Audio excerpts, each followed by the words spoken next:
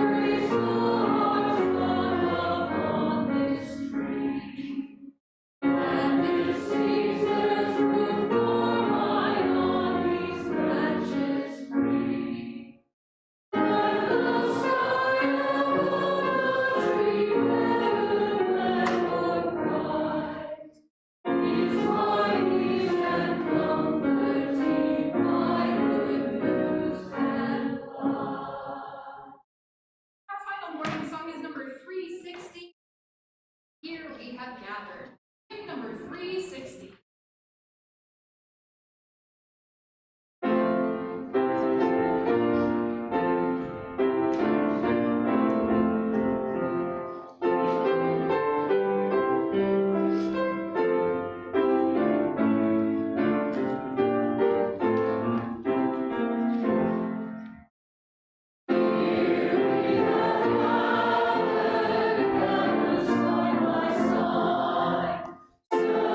Side,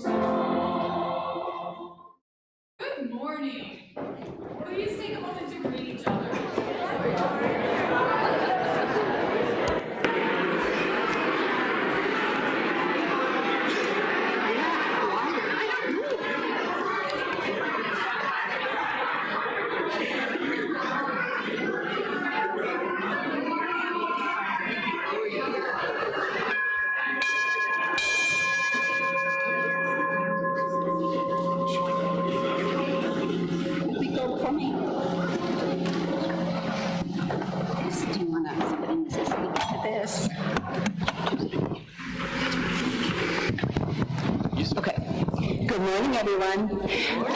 Our kindergarten through first grade class is lighting the chalice today, and the words are in the order of service. This is what we say every day in class when we light the chalice. Ready, kids? God surrounds us every day. The principles show us the way. Love surrounds the chalice, and we are included by the light of the chalice. Thank you very much. And now I'd like to invite you to join your hearts and minds in the spirit of worship with these words by Molly Hausch Gordon. Mysterious source of love, moving within and between and among us, upholding and connecting all, the living, the dead, and the generations yet to come. We give thanks for the web of creation, strands interwoven, and for the gifts of love which can never be ungiven or unraveled.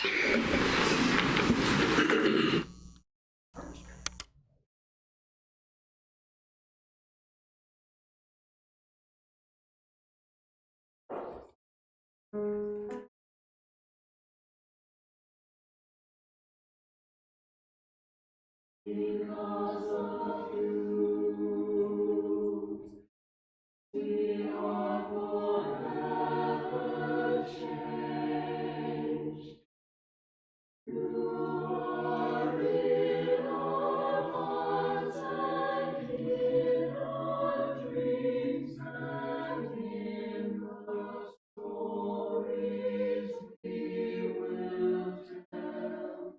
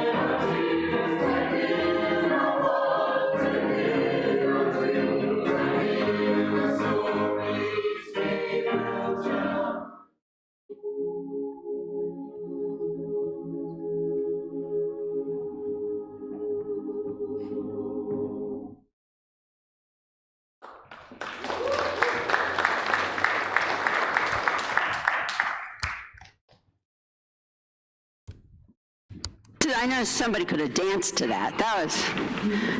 I can't do it, but somebody could have done that. Thank you, David.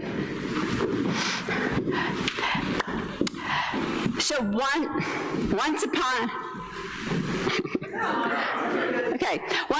a time, a long time ago, there was a mountain, and it was just one big hunk of rock. And it was in the middle of a great plain that was just a desert. Nothing grew on it. There wasn't even a bug. And it was kind of boring. Sometimes it felt a little snow or a little rain. Sometimes it felt a little warmth from the sun or a little cold from the wind. That was about it. Until one day, a little bird rested on that rock. The mountain could feel a little scritchy feet, a little soft feather. I was surprised. What are you? Why are you here? What is this? And the bird said, well, I'm a bird. My name is Joy. I live far away, but every spring I have to fly to the north and find a place to nest. And so I was tired and I'm resting here. Hope it's okay. Oh, no, it's great. This is really the most exciting thing that ever happened to me. Would you stay for a while? And the bird said, no, I really can't. You know, I'm a living thing. You might not understand this. You're a mountain. You're around forever. But us living things, we have to eat. We have to drink. There's nothing here to eat. I couldn't stay longer than 2 hours, really, before I'd have to go and find something to drink. Oh, well, said the mountain, I'm really sad you have to leave, but I'm glad you are here. And the bird was so happy about that Joy just sang for a while, just like that wonderful song we just heard. And it made the mountain feel like you felt when you heard that song, like you wanted to dance maybe. And then it was time to go. And the mountain said, are you sure you can't stay a little longer? And the bird said, no, I have to go. But you know what? Nobody's ever asked me to stay before. I want to explain something to you. You know, not only do living things need to eat and drink, but we also die. We don't live and birds, we don't live very long. And so I can come and see you again if I stay alive.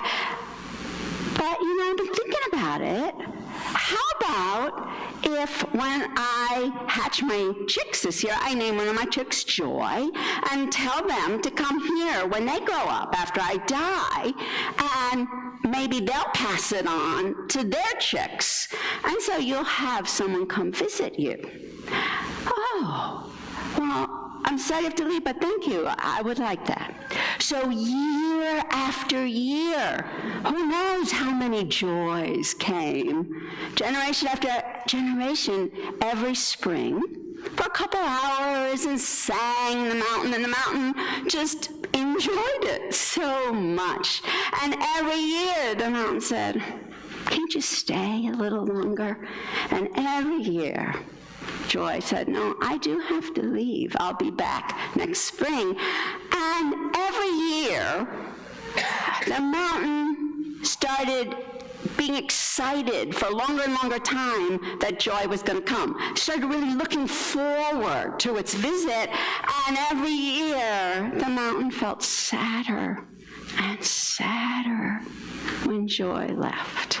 Until one year, as Joy started to fly away, there was this crack in the rock, and it just broke down to the very core of the mountain. It just cracked open, and this spring of tears flowed forth and started flowing like a stream down the mountain. And the mountain couldn't say a word, couldn't even say goodbye. Well, for the next 99 years, many generations, Joy would come every spring, one generation after another, and the rock kept pouring forth tears. It made a mighty stream. The stream split up and couldn't say a thing. So Joy had an idea. Every year, Joy would come with a little seed and tuck it in near the stream of tears. And the little seeds would reach down with their roots into the cracks of the rock and reach up and start to grow. Now, the mountain was so into being sorry and pitiful that the mountain didn't really notice this growth. But over the years, more and more started to grow. Now, you got to think about it. There's more and more things growing, and the roots are getting deeper and deeper and deeper until one day they were so deep, they reached around that core, the heart of that mountain, and just felt touched deep inside, soothed and healing. And that year, when Joy came, the mountain spoke and said, "I'm so glad you have come. And can you stay?" Nope, not this spring. But the mountain noticed that it was covered with growing things. How could it not have noticed that before? And that the streams had split and were flowing down into the desert. And even some bugs had been blown in on the wind and were growing there. And the mountain started to feel joyful noticing all these things. And each year, that green spread. And each year the water spread through the desert, so it wasn't a desert anymore, and in the distant horizon you could see little animals coming forward to eat all those goody green things, and they climbed up the mountain and made their homes there. And after another 99 years, Joy came not with a seed, but with a little twig in its mouth. And when the mountain said, "I'm so glad you've come. I wish you could stay," what do you think Joy said? Why do you think she had the twig? Yeah, "I'm going to stay this summer. I'm going to build a nest in that top of that tree that's now tall and beautiful from the very first seed I planted." And so the mountain got its wish. Joy came to stay. And that's the end of our story today. And we're going to sing the children out with a song from the inside back cover of the Gray Hymnal. Bye-bye.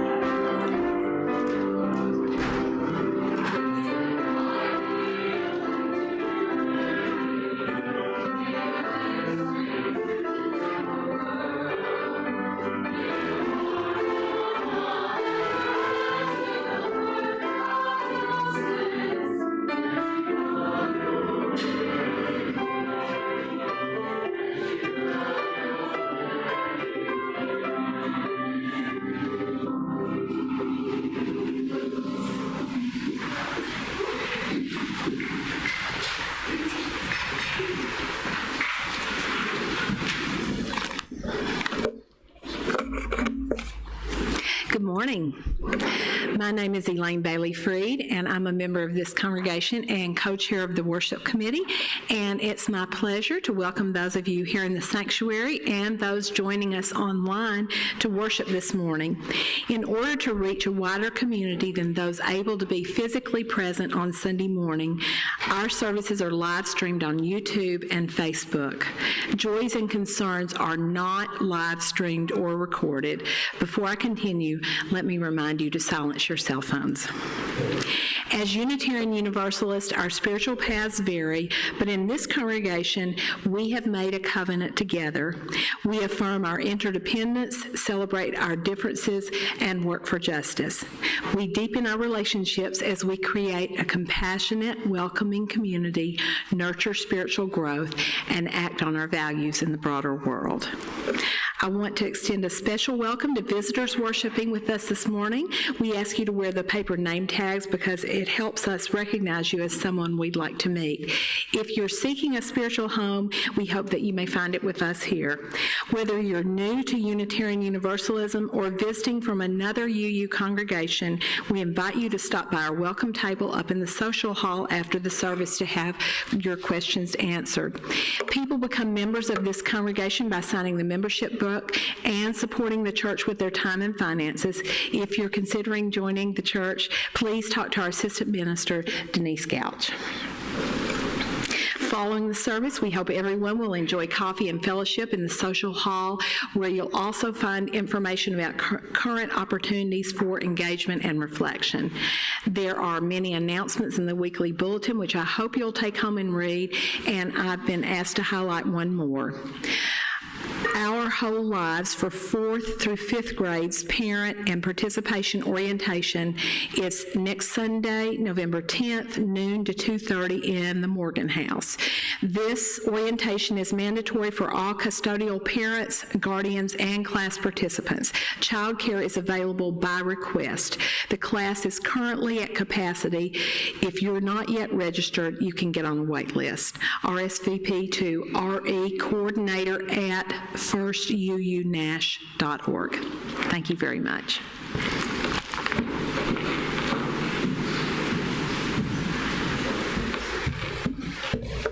So today I wanted to give a brief report from NOAH, Nashville Organized for Action in Hope. Many of you know I'm the personnel chair, and we have a big fundraiser every year that's because of a very generous donor who matches funds for this fundraiser to make sure that we have an African-American organizer.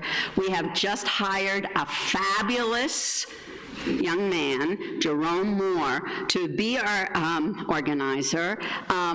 He is hoping to be here sometime this morning for you to meet him. I hope he's able to come, but you will all get a chance to meet him. That fundraiser is November 17th, and our NOAH action team will be in the social area during coffee hour for people to make donations.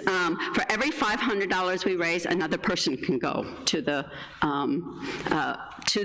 reception. It's a lovely reception, and it really has made a difference to NOAH. So we thank all of you for your generosity on that.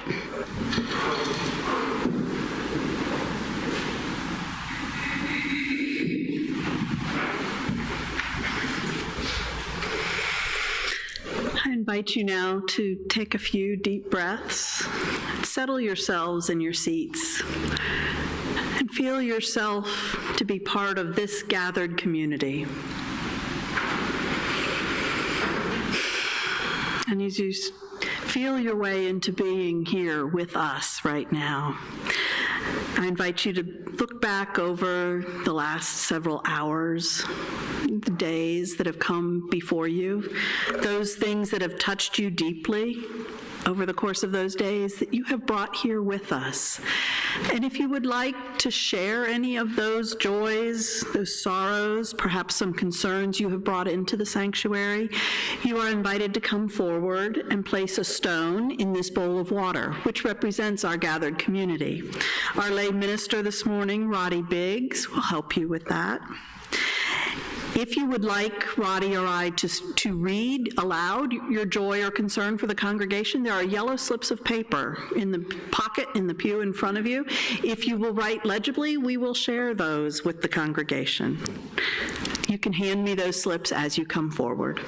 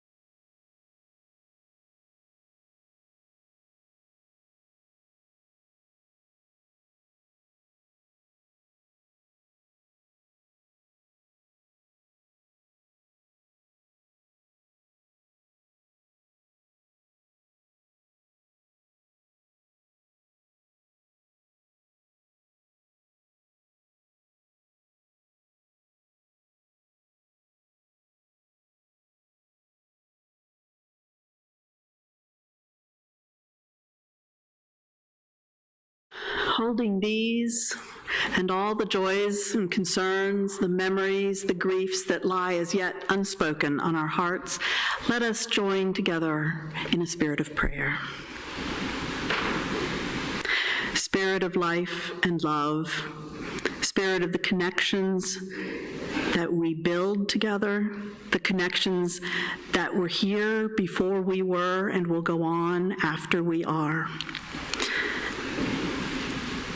We are grateful for this community where we can gather to be together, to share our joys, to share our sorrows, to learn to be together,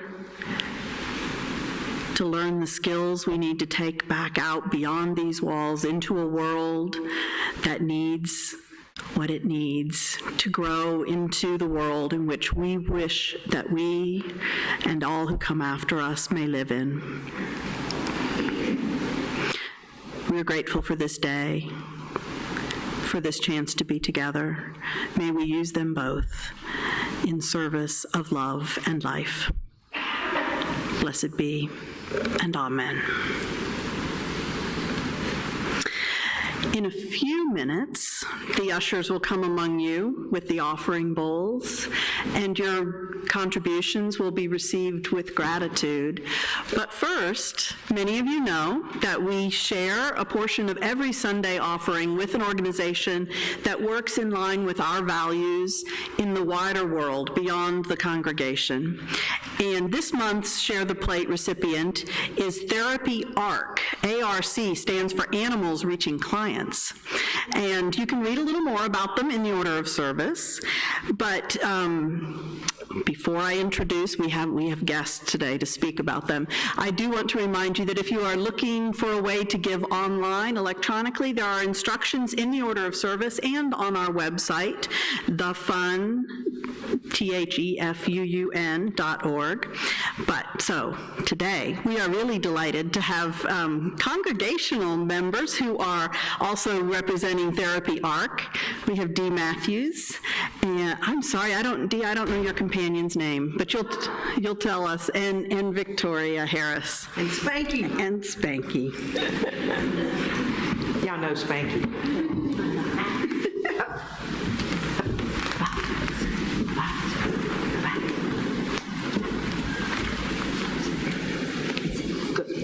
Good. Good morning, everyone. Good morning. How are you? Get on the mic, Dee. All right. Down. Next, sit. Sit. All right, thank you. Animals do their own thing, right?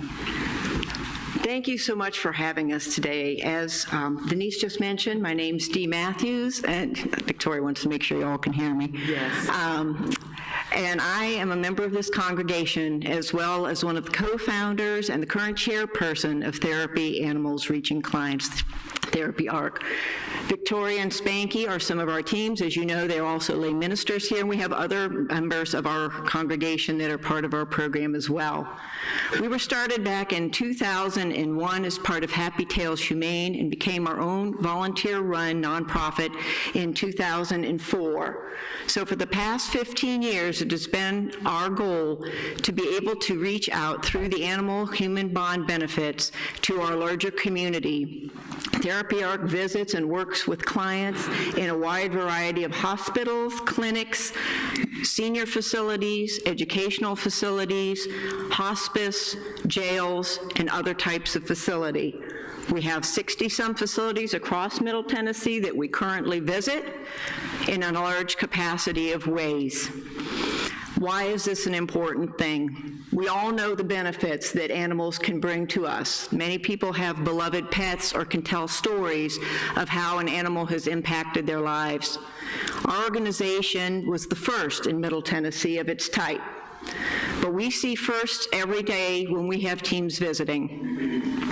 I'm going to share a story or two of my own visits with my animal teammate. This is McLeod, or Mac for short.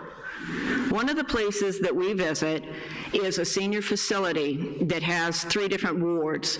One is for rehab, one is for an assisted living, more independent seniors, and one is for people who can no longer function on their own in their long-term residence. One of the days not long ago when we had visited there, we had a person we were interacting with that was blind. We went in to see them, and the family members were there as well. This woman could no longer communicate verbally either. When we went up, the staff member and one of the family members asked if they would come closer, if we could bring her. The lady was in a wheelchair, so they rolled her up and had her physically put her hand on McLeod. They didn't expect anything to happen. They had already told us that she didn't respond to pretty much anything. But she smiled. The longer she petted Mac, the more animated she became. When we go back and see this woman, the family tells us she doesn't do this any other time during the week. She doesn't say or move much or do anything. But when Mac comes, she smiles, she says, "Ma, Ma." And she knows who Mac is, and Mac knows who she is, because even on that very first day, he would reach out to her rather than just all the animated people or those who were active. We have other stories. I was just given a message this very week about a person, one of our teams, that is going to Vanderbilt and working with someone who had just had a stroke. His name was Tom, and Tom was someone who, when the stroke hit him, he was curled up in a ball in the hospital bed. Tom wasn't able to do any kind of motion as well. And when they first went and the nurse put that gentleman's hand, Tom's hand, on the dog Emma, again, there was little reaction. But they came each week, and each week, Tom was able to interact more. Again, Tom didn't respond to other types of treatment. Staff had him pretty much immobile when we were there, or when the team was there.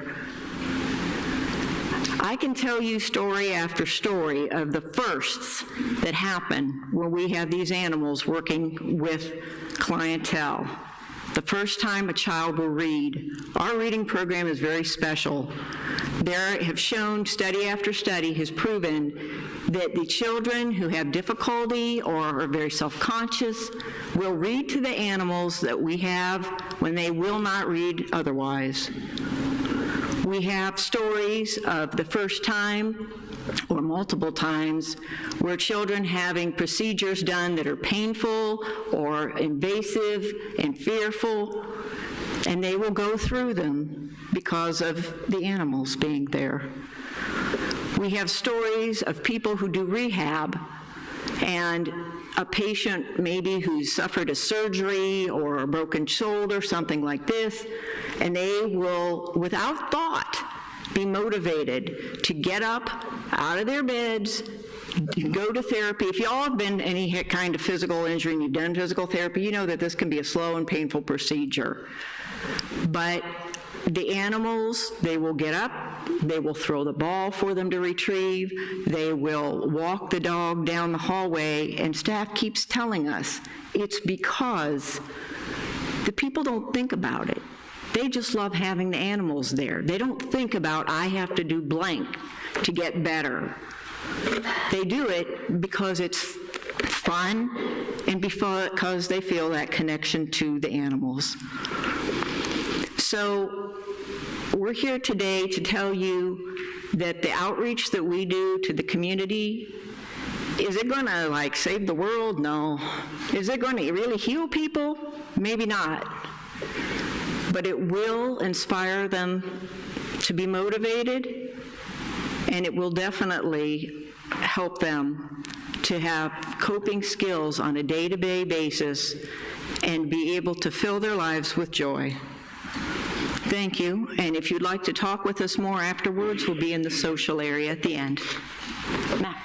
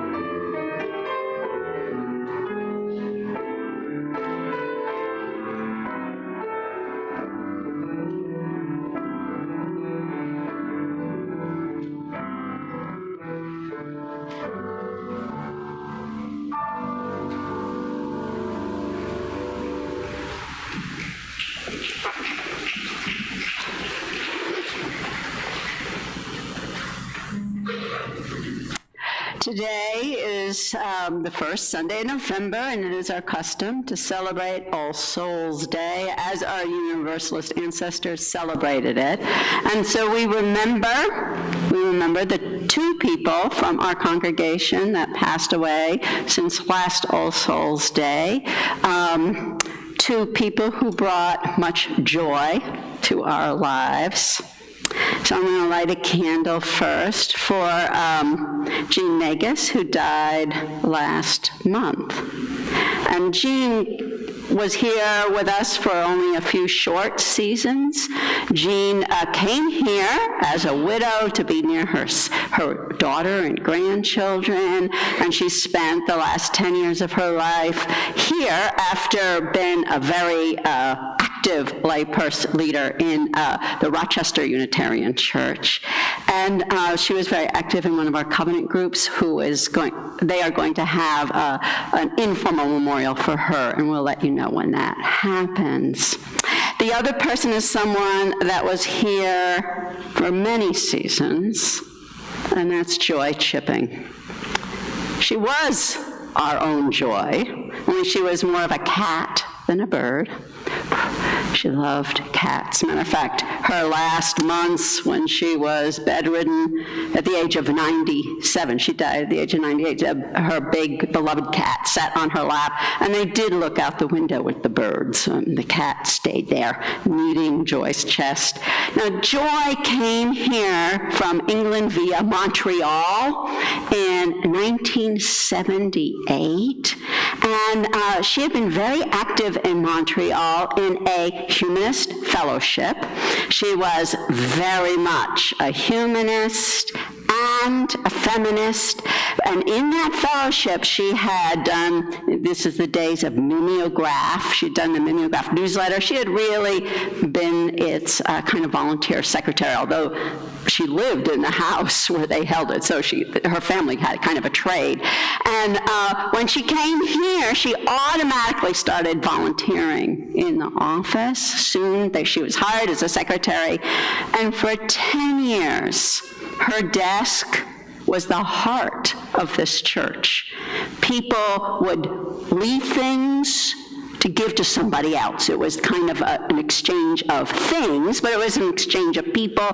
People gave messages to each other. This is the day of telephones and print newsletters, which she took care of. So people were always calling her. And she loved to get those phone calls from the community, like, so you guys don't believe in God? And she loved to answer those. You're going to go to hell, and she found that very interesting to represent us in the wider community. She never had trouble saying exactly what she thought. I don't think she ever had trouble, right, saying exactly what she thought. One of the things that happened, though, is that people would come and talk to her about things that were very sorrowful to them, their griefs and their fears and their anxieties. And during those years, the minister, many people felt, was becoming very abusive. And she would stay longer and longer every night to listen to people, support them. However, she really believed in confidentiality, and she held all those things in her heart. It was a heavy burden for her to bear.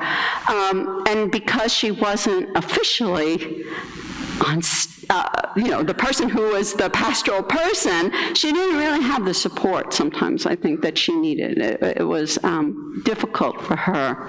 And that's why I'm so happy we have such support today for people who are listening to each other's joys and concerns and sorrows. When she and her husband retired in 1989, went back to England for a few years, but they returned after 6 years, and we all got to enjoy her presence. Her home became a real center where people would come for sharing tea, not crumpets, but other tea cakes that she would make, and talk about really deep political and social issues. She did that for everybody, and then for her covenant group until really the year or two before she passed.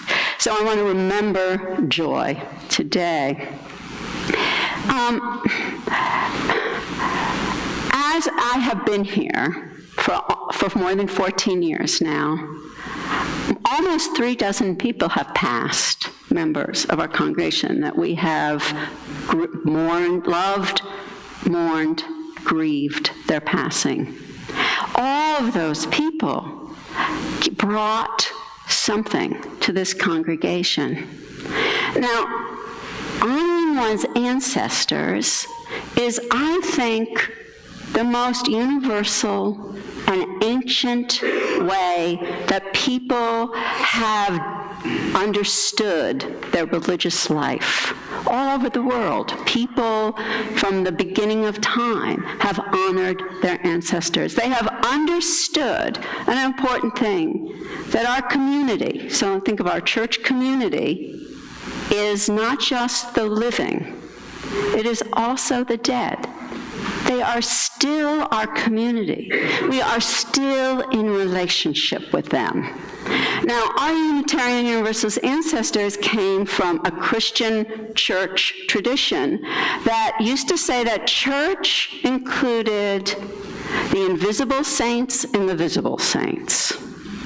The saints in there that, like the Puritans who came to America, in their point of view, the saints were the chosen people. They were few and far between. And you couldn't be a member of a church unless you could prove that you were one of those chosen people. The Universalists and the Unitarians were considered heretics because they rebelled against that idea. They said, no, all souls, and sometimes they thought human souls, but they also included all sentient beings often. All sentient beings have souls. They are all beloved. They are whole and holy.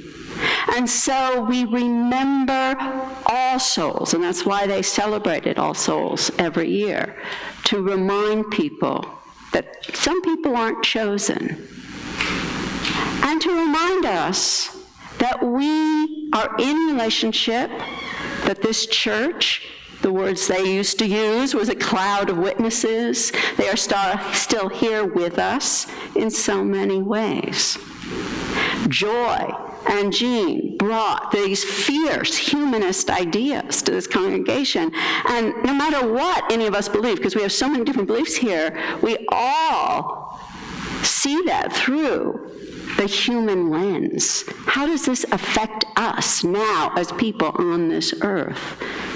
Their passion for the rest of humanity still lives. So as I think, and I invite anybody who's been here for a few years to think about those who have left, who have died, and yet are still part of our community. How do we keep covenant with them? And if you have not been part of this congregation, you have been part of other communities, maybe families, maybe other faith communities, maybe communities of resistance and activism. But think about the communities you've been a part of and the people that are part of those communities even though they have died. How do you keep covenant with those people? I for some reason this week as I went through the list, I thought, I haven't thought of John Norris for a long time. John Norris, I want to keep alive so much. My joke with him was that, because he told me this, that he was the countercurrent. And so he was the countercurrent. No matter what anybody wanted, he always had another point of view. But he was a real music booster, both nationally in the Unitarian Church and here. And everybody knows the big joke is he really built up our music program, but he always wished we had an organ. And nobody else in this church ever wanted an organ. So, but he was faithful nonetheless, so having different opinions didn't bother him at all. But he lived his life. He lived his life so integral with his values. He was a doctor who was teaching at Vanderbilt Medical School, and because his friends who were African Americans said, there are not equal opportunities for African Americans to learn to be doctors. He went to Meharry Medical School and spent most of his career there, making sure that his belief in human equality, racial equality, was lived out day by day. He gave his life to that belief. Okay. And then I was thinking of Shirley Ryberg. Do you remember Shirley? She used to sit right there. And she came here as an elderly woman. She had raised 7 children. She had never had a lot of money, and yet, you know, she'd had her illnesses. She lived, a lot of these people live very old. She was very elderly. She was in her 90s, but she couldn't see anymore. She just glowed. Any of us would just look at her and we would calm down, our heart rate would slow down, and it was like she had this inner light that just brought us to some kind of spiritual meditative place. And I have to say, when she died, it was the most cheerful memorial service I ever saw. Everybody just was so grateful and understood that her presence would always be among us. And another person I thought of was Jace Birch. He died a few years after I got here. Now, he died younger, very suddenly, of a heart attack in the middle of the night. Jace, and I was thinking of him because it's Thanksgiving is coming up. Jace was a gay man who had been kicked out of his home. His grandmother brought him up and took him in. And he had understood how being abandoned, not loved, affected other people. And so what he did here was he welcomed everybody. And it was an active welcoming. I mean, he cooked for you. He made sure you had what you needed, the love and the sustenance to feel welcomed and loved. I know the first Thanksgiving I was here, I had never heard of anything like a deep-fried turkey. I remember him deep-frying turkeys here, and it was like a revolution for me. I was just like, what? But anyway, he was so giving. So, how do I keep covenant with those people? Yes, I remember them. I tell their stories. We tell each other stories about all the people we loved. But most important of all, we keep covenant with them, in right relationship with them, by living, manifesting, being the arms and the legs and the hearts of what we learned from them of value. Being welcoming, being loving, being spiritual, being honest, ruthlessly honest. Being those things, for me, are keeping covenant with the people that I have loved here and have taught me so much. So, today, as we light candles of memory, which we'll be doing after we're going to learn a chant.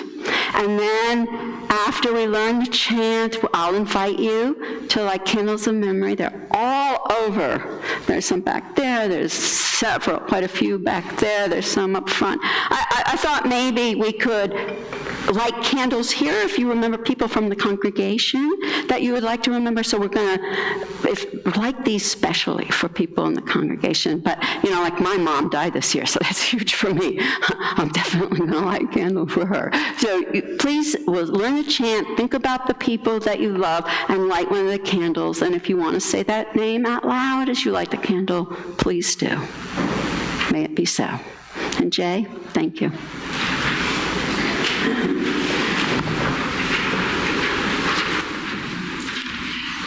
The chant is in your order of service, but it's very, very easy to learn. Holling's going to get us a key.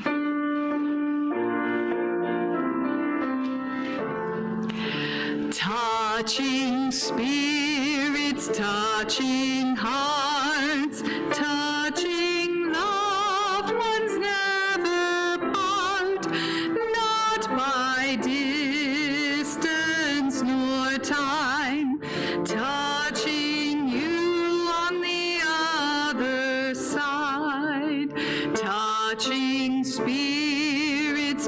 touching hearts, touching loved ones never part, not by distance or time, touching you on the other side.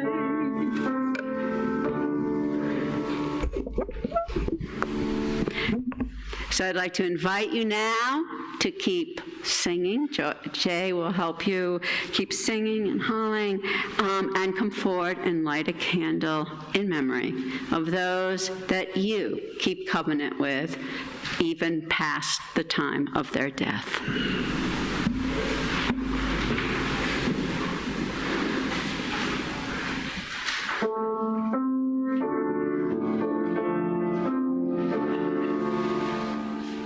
Touching spirits, touching hearts,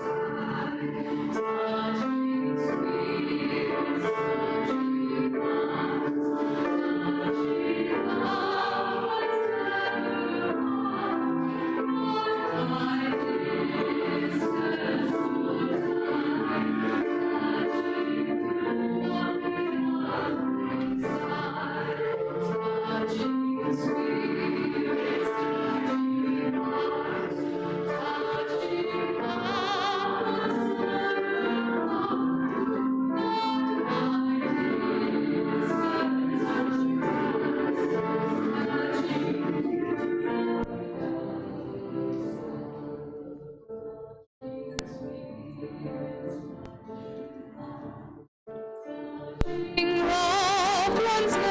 ones never part, not by distance or time, touching you on the other side. Touching spirits, touching hearts, touching loved ones never part, not by distance or time, touching you on the other side. Touching spirits, touching hearts, touching loved ones never part, not by distance or time, touching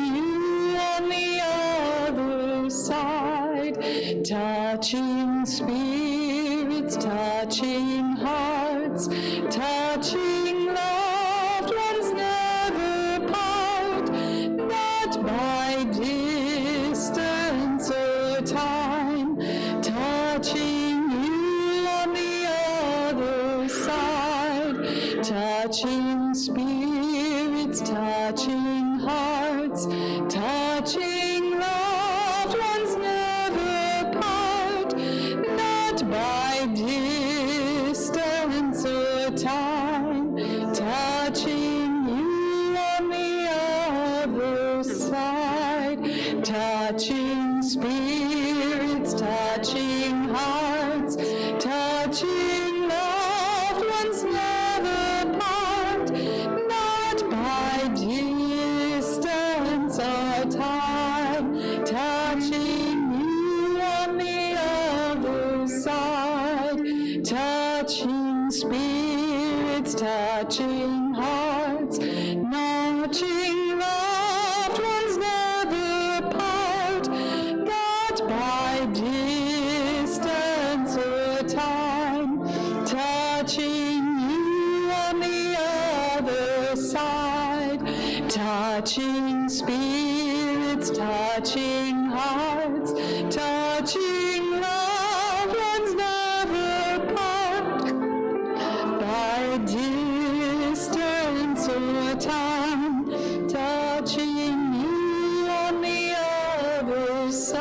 side, touching you on the other side.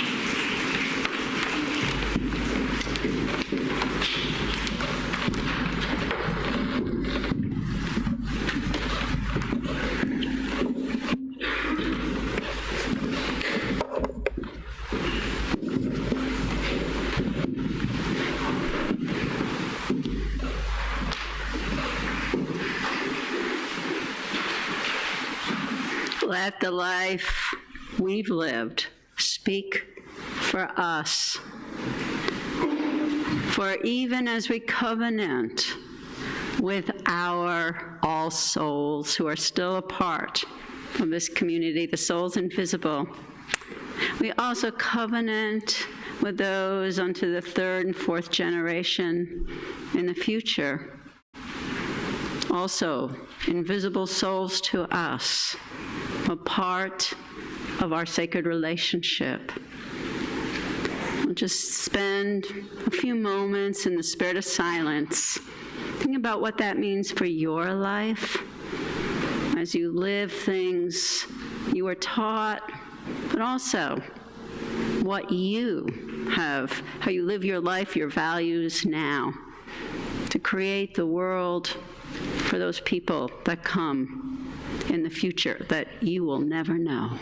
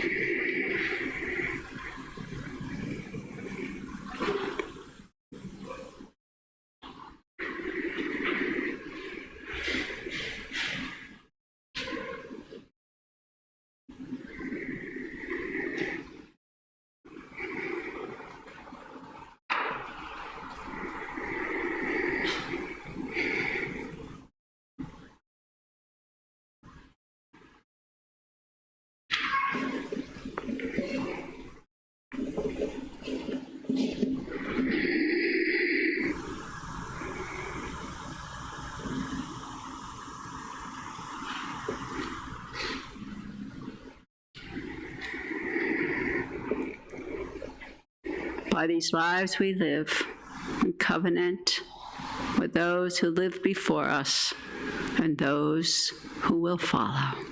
May it be so.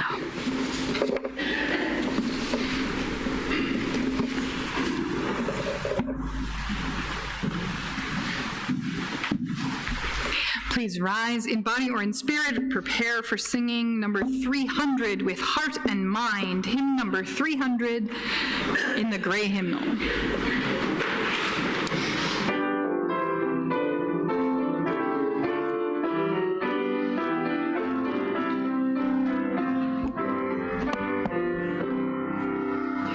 With heart and mind and voice and hand, may we this time and place transcend to make our purpose understood. A mortal search for mortal good, a firm commitment to the goal of justice, freedom, peace for all.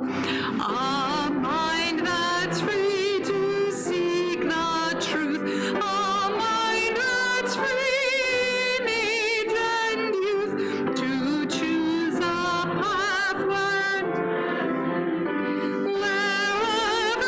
light of conscience leads.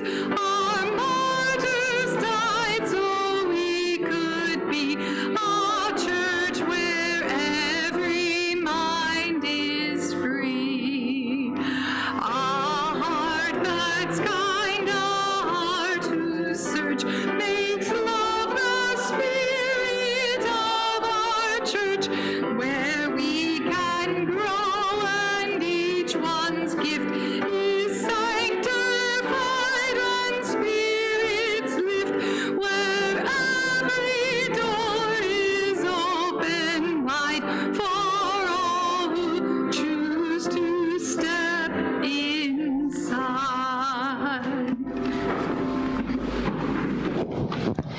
Please join me in speaking the words to the chalice extinguishing, which you'll find at the bottom of your order of service.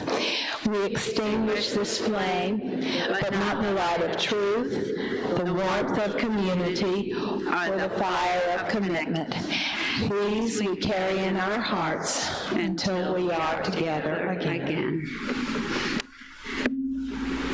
So I'm going to do a closing reading by Wendell Berry, and it invites us to clasp hands. So please reach out to people around you. I think I'll come down. I want to hold hands. We clasp the hands of those that go before us and the hands of those who come after us. We enter the little circle of each other's arms in the larger circle of lovers whose hands are joined in a dance. In the larger circle of all creatures, passing in and out of life, who move also in a dance to a music so subtle and vast that no one hears it, except in fragments. The service is over. Let our service begin again, renewed.